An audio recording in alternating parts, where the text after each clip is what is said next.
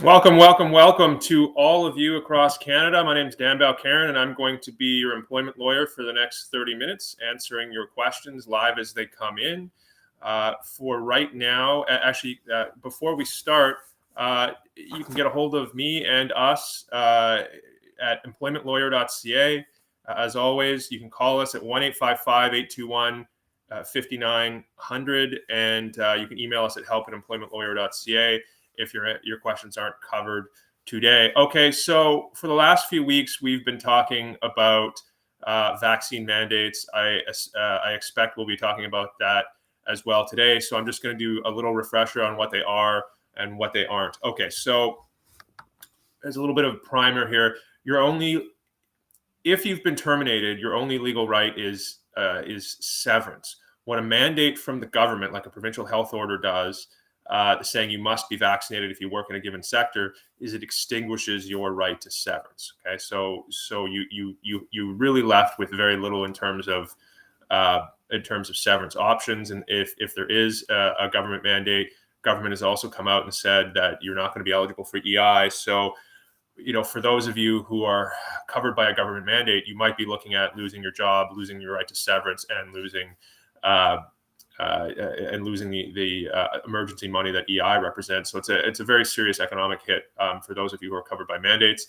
If your employer is not covered by a government mandate, and it's a complicated patchwork across Canada and different provinces, depending on whether you're federally or provincially regulated, whether or not a government mandate applies to you, it's very confusing. Number one, we've put together a website that might be of assistance, or it's probably going to be of assistance to a lot of you, that talks about the different patchwork of vaccine coverage, vaccine mandate coverage across the country. It's called covidrights.ca. I go there all the time. Go to covidrights.ca. It'll be very helpful to you. So that's number one. Number two, talk to a lawyer. Like it's way too complicated. The mandates themselves and how they interact with you specifically or your individual legal position. You can't cookie cutter this thing. I'm going to do my best today to talk to you individually, or talk to you as a group, and answer your general questions. But if your job is on the line, you need to talk to a lawyer. Call us 1-855-821-5900. You need specific, tailored legal advice. It's just too complicated to try to like generalize and cookie cutter what your legal rights are in the event of a vaccine mandate. Now, I'm just going to say one more thing, and then I'll jump into your questions. If there is no government vaccine mandate that applies to you, but your employer says you must get a vaccine or you lose your job, your right to severance, in most cases, unless there's been outbreaks in your industry and or in your actual specific workplace, you're going to have a right to severance most likely. And in that case, you're going to want to talk to an employment lawyer again to see what your legal position is, because your right to severance is not extinguished because there is no actual vaccine mandate. And then for the vast majority of you, you're going to want to keep your jobs if you can. That for a lot of you, if there is no government mandate, is going to come down to some sort of amicable resolution with your employer. Can you figure out something where you work remotely for a little bit, or rapid testing, or contact tracing and PPE? You might be able to figure something out. Obviously, the smaller the employer, the greater the chances, as opposed to a larger employer that isn't going to have exceptions. But for the most of you, if you can keep your job, you want to do that. And so that's going to require some compromise on the part of your employer. Okay, let's get into your questions.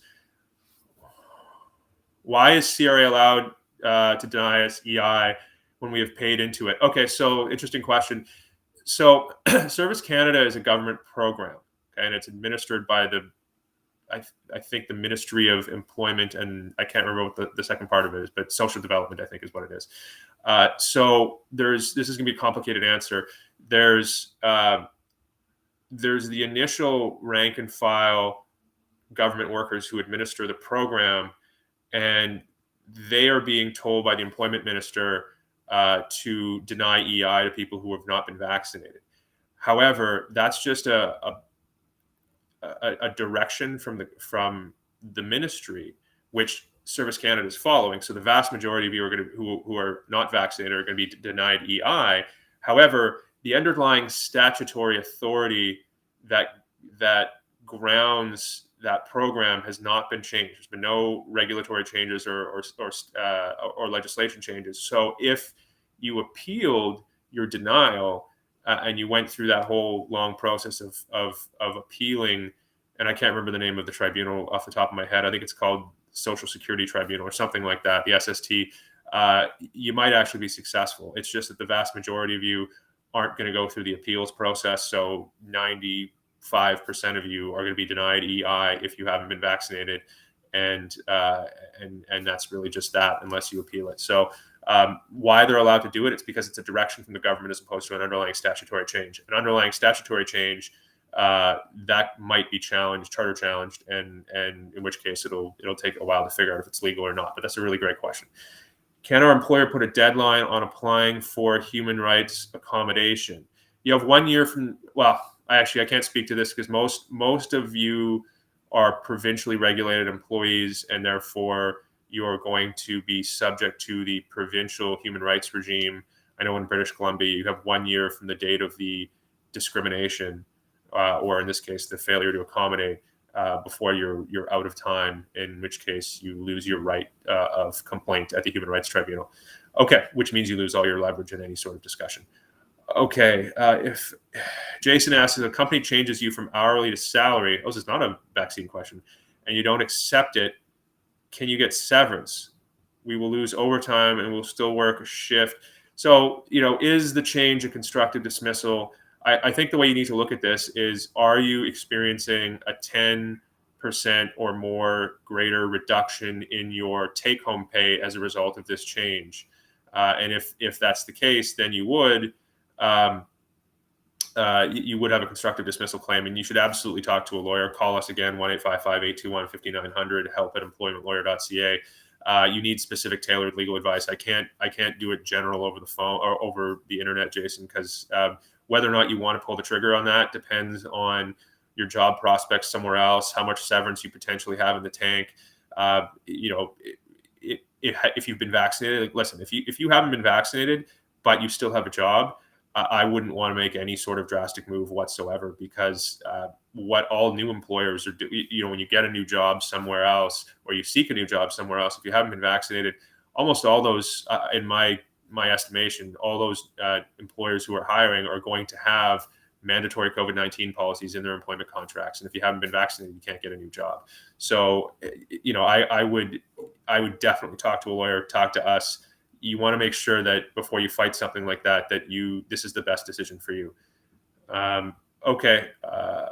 Let's see here. Belinda, I work for an employer who is based out of Nevada, but I live in Ontario. Am I subject to at-will employment? No. So every province has some form of employment standards legislation.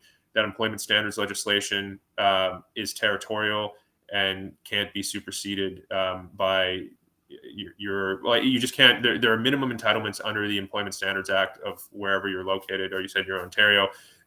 You can't contract out of those minimum entitlements, so therefore you can't be terminated at will. I actually have a case right now that I'm working on, same exact idea. So no, you can't. You essentially would have, if the employment contract is saying you can be terminated at will. Just for the rest of you, at will means no severance. Essentially, they can just terminate you and give you nothing. That violates your minimum entitlements under the Employment Standards Act in Ontario, and therefore you'd be entitled to reasonable notice, which is substantial in terms of the severance formula, et cetera. So if you do lose your job, Belinda, again, give us a shout, help@employmentlawyer.ca, 1-855-821-5900. You definitely want to, again, talk to a lawyer if you do lose your job about severance, because you certainly appear to have an entitlement. Okay. Is there a difference between leave of absence and temporary layoff? Okay. Well, a leave of absence is generally initiated by you, and it doesn't. It means that you retain your right to employment, but you're not getting paid. Temporary layoff generally initiated by the employer. Now, each Employment Standards Act in different locations different provinces will have some sort of cap on how long you can be laid off before you're terminated, and then you can assess whether or not you're automatically terminated, and you can assess whether or not you have a severance position beyond the sort of the minimums that are contained in the Employment Standards Act. Now, this is different if you're federally regulated. If you're provincially regulated, is what I'm talking about, which the vast majority of you are. Again, these things are complicated. That's why you definitely want to talk to a lawyer if you think you have a severance position. Ontario is a little more complicated because they have something called the infectious disease emergency leave, which effectively, I shouldn't say effectively, but theoretically places you in limbo indefinitely, or not indefinitely, but it has been effectively indefinitely, not triggering your actual termination, as opposed to in British Columbia, where you're terminated after 13 straight weeks of layoff. There have been some legal decisions on whether or not just the mere fact that you've been put on IDIL, the infectious disease leave, immediately is effectively a constructive dismissal. But the decisions are sort of opposing, so it's a little bit uncertain. I certainly know that my colleagues in Ontario take the position that you've effectively been constructively dismissed if you've been placed on temporary on the infectious disease leave, and therefore you have a right to severance. It's a really complicated area, particularly in Ontario. Again, Belinda, I recommend that you call us, speak to a lawyer. Again, that's 1-855-821-5900, help@employmentlawyer.ca. All right. Can employers, sorry, you don't really have a name here, so I'm just going to read your question out. Can employers force you to stay working after your scheduled shift has ended? Can an employee refuse that work? Well, it depends if you're an hourly employee or salary. It depends what the employment standard. Well, I mean, it depends on what the Employment Standards Act says, or if you're federally regulated, what the Canada Labor Code says. I think you need to assess. I would answer that question by assessing practically what they're asking you to do, right, and what your leverage is and what your risk is, right. So if they're asking you to stay an extra 20 minutes once a week, and you push back on that, and and the employer thinks, well, you're not a team player, we're going to get rid of you.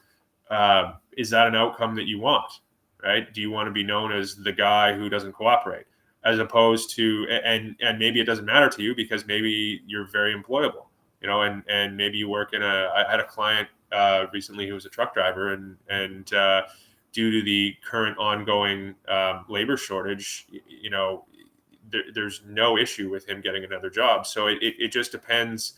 It depends on your personal situation. But if it's a job you can't afford to lose, and they're not, you got to assess what the practical consequences of these things are going to be. But can they force you to work extra hours without paying you overtime? Probably not. But I'd have to assess your specific legal position. Okay, Michelle, I'm on unpaid leave until December 10th. Then I'm terminated. Okay. I need more of a question, Michelle, because I don't know what your question is. Please send a little more detail. Carol, my employer did not pay severance, although I'm not federally regulated. Well, I mean, okay, so if you're provincially regulated, you have a minimum floor of severance entitlement. It's roughly 1 week per year of service. But depending on what your employment contract says and your age, your length of service, and the nature of your employment, i.e. your position, you might actually be entitled to common law severance, which is a 4 times multiple, though. So I shouldn't say it's a 4 times multiple. It's assessed, but general rule of thumb is approximately 1 month per year of service. So if you didn't get any severance, you should definitely contact us. I mean, I keep saying our contact information over and over again, but you have potentially a good specific legal position. So help@employmentlawyer.ca, 1-855-821-5900.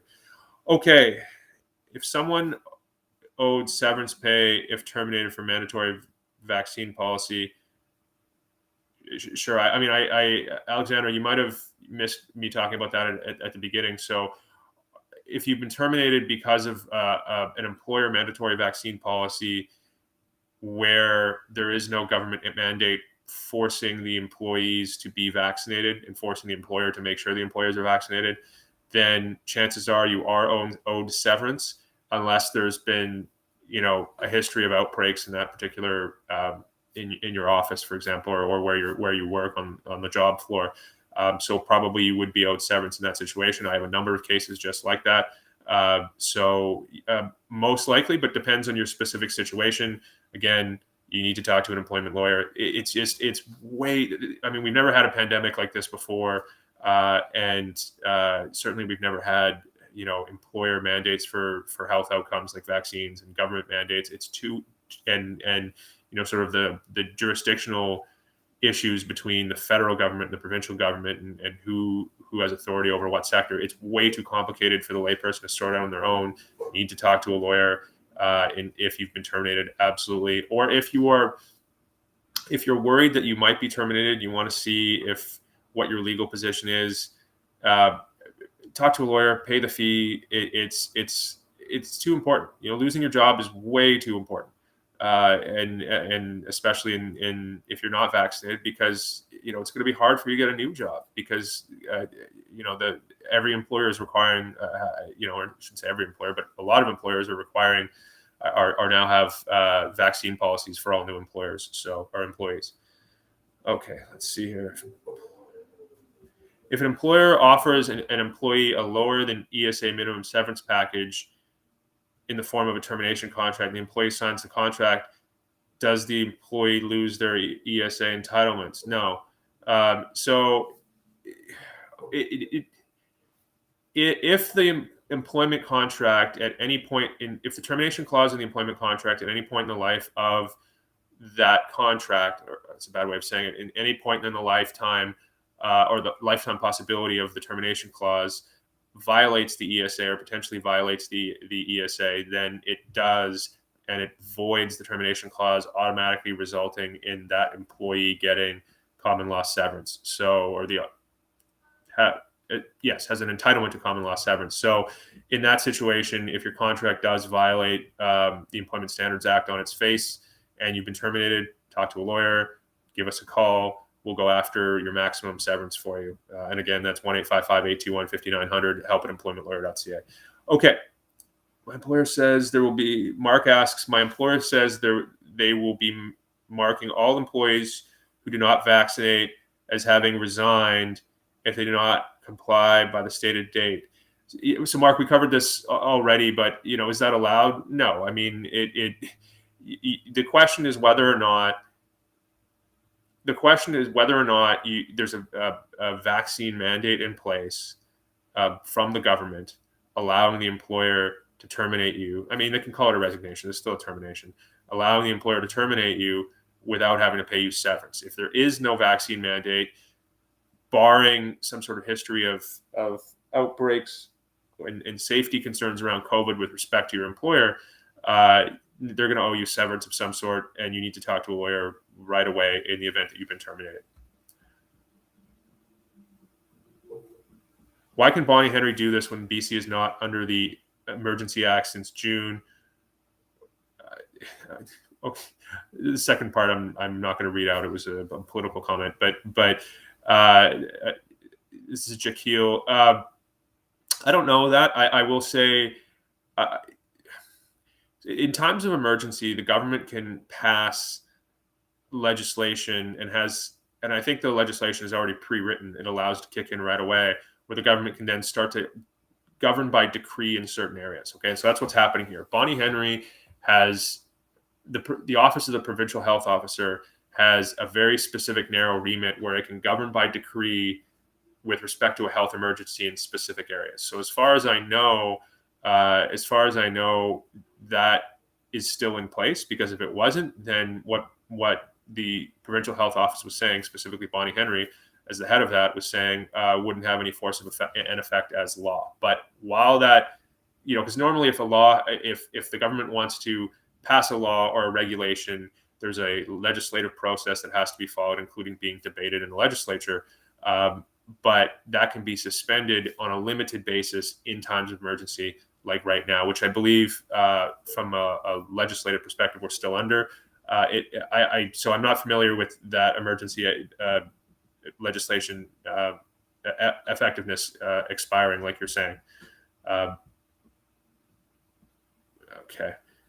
Joan, I work with WCB clients who are denied their medical treatment and long-term benefits. Okay. Talked with you already. You do not deal with WCB. Please tell people I do. I am a long-term disability client and still fighting. Okay. So I don't really know what you're asking, Joan. Do you want people to talk to you? I certainly I'll touch on, and we will touch on WCB to a limited extent, but when you're talking about um, disputing WCB rulings or sort of narrow points of dispute with respect to WCB, that's something there are a few of them.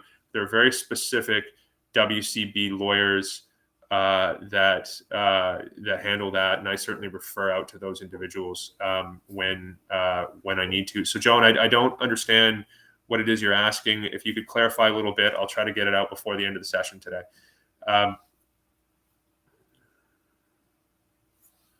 Okay, I'm not sure if anyone asked regarding EI payments. Nanina asks, I'm not sure if anyone asked regarding EI payments to people who refused vaccination. Yeah, I can cover this. We talked about that earlier, but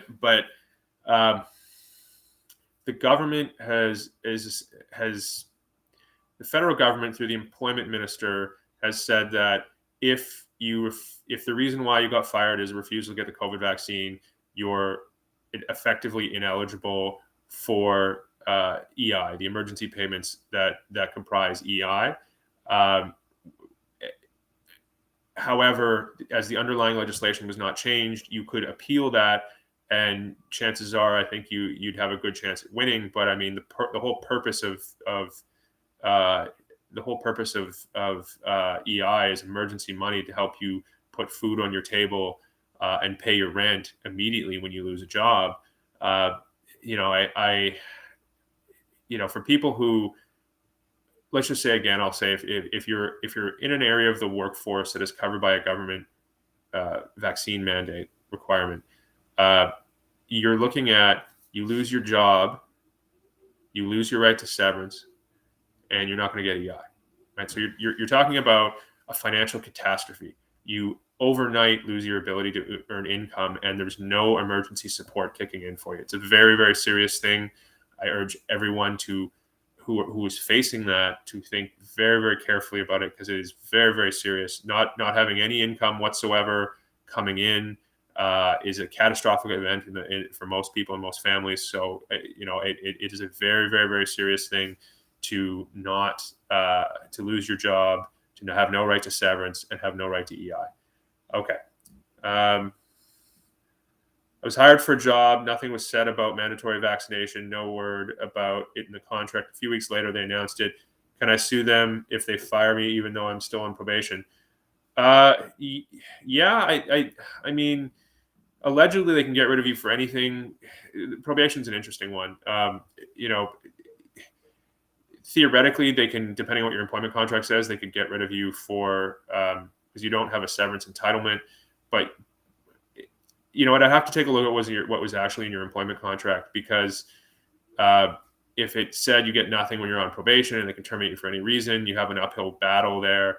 But that doesn't necessarily displace the common law, and they'd be firing you potentially under sort of a just cause argument, which I don't think they necessarily have. So, I think a more practical question is it worth it? If you're making a substantial amount of money, like $200,000 a year, then yes, it might be. But because you're there for such a short amount of time, your best day entitlement, if you're not making a substantial amount of money, would be so small, it probably wouldn't be worth pursuing. Okay, Darlene, any advice for pilots and flight crew being forced? I know a pilot had one company pull the pilot and place them off duty. I mean, no. I believe there's a government mandate in place for that. So all flight crew and pilots are required to be vaccinated. Correct me if I'm wrong. I mean, it moves around so quickly, but I believe I saw there was a government mandate, but there's also a difference between, and so you'd want to look into this specifically, Darlene. If there's a government mandate, legislative government mandate, regulatory emergency order government mandate, so anything that is through the proper channels of government, then there's not much you can do in that situation, because the airline's hands are tied. They don't have any choice. The government is forcing them to do it. However, if it's not an actual mandate from the government and it's just a direction there's a difference between, and I don't think this is actually applicable to your question, but there's a difference between, at least in my opinion, between government as employer and government as maker of laws, okay, and maker of the rules. And so, if but so if it was just a direction from the government as opposed to an actual emergency order, regulation, law, et cetera, you might have some wiggle room. And the only reason why I bring this up is I thought I read a little bit about the mandate for air travel, and it didn't look to me like they were ultimately going to be terminating people. It was placing people on suspension, and I can't remember. You'd have to look at it specifically and then talk to one of us if there's any wiggle room whatsoever in that. But it's not like the U.S. and that Southwest airline incident where they rolled back that was an employer policy only, and they rolled it back after enough staff and pilots walked off the job, such that Southwest was losing a lot of money. It's not like that if there's a government mandate. So I'm refusing to disclose my medical privacy, not refusing the vaccine. Doesn't reprisals from employer protect me? Listen, Jay, I don't really, again, you got to practically assess what's important to you or not. If you don't disclose your vaccine status, your employer's going to fire you. Now, does that violate your privacy rights? I don't think under privacy legislation it can ask you that, but so what? It's going to fire you. And then you're talking about you have no job, and then what severance entitlement do you have? And you'd have to talk to a lawyer for that. What's important to you? If you're getting the vaccine, then there doesn't seem to be any reason why you don't want to disclose it. I would think really long and hard about what's important to you or not. But yeah, practical effect. If you don't disclose your vaccination status, they're going to fire you. And does that violate your privacy rights? Probably. Does that violate your do they have the right to force you to get a vaccine? Probably not. But it doesn't matter, because you're going to lose your job, and then you have to go try to get another job, and maybe that's a problem for you. So, okay, let's see here. That's a political comment. That's also, Jackie, it is a political. I can't give a political opinion. I'm just here to give my legal opinion. Well, actually, you know what, Jackie, I'll tackle that. So, Jackie keeps asking how the government is able to mandate vaccines on employees and in other areas, such as passports. It's a good question. And Jackie's position is that it's illegal, and it's a good point. It might be. All of these passports, all these mandates from the government might be illegal. Okay, they certainly are they appear to be violative of Section 7 of the Charter of Rights and Freedoms, your right to life, liberty, and the security of the person. However, our Constitution is not, it's not quite as strong as our American friends, and insofar as it can be violated if you have a good reason. Okay, and so the argument, there are going to be charter challenges all across the country and in all different provinces to all these mandates, and some of them are going to go to the Supreme Court of Canada over the next few years. Okay? And the argument is going to be that the justifies the infringement, and it might. We don't know. So to your point, is it illegal, or are these mandates illegal? Yeah, they might be, but we won't know for a couple of years.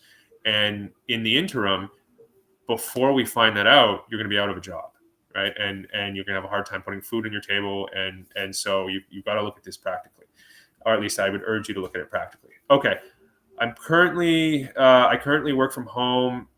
I have work from home status and have had open heart surgery and have had my cardiologist fill out all of the HR paperwork recommending I stay from home. Can they force me back until January 2022?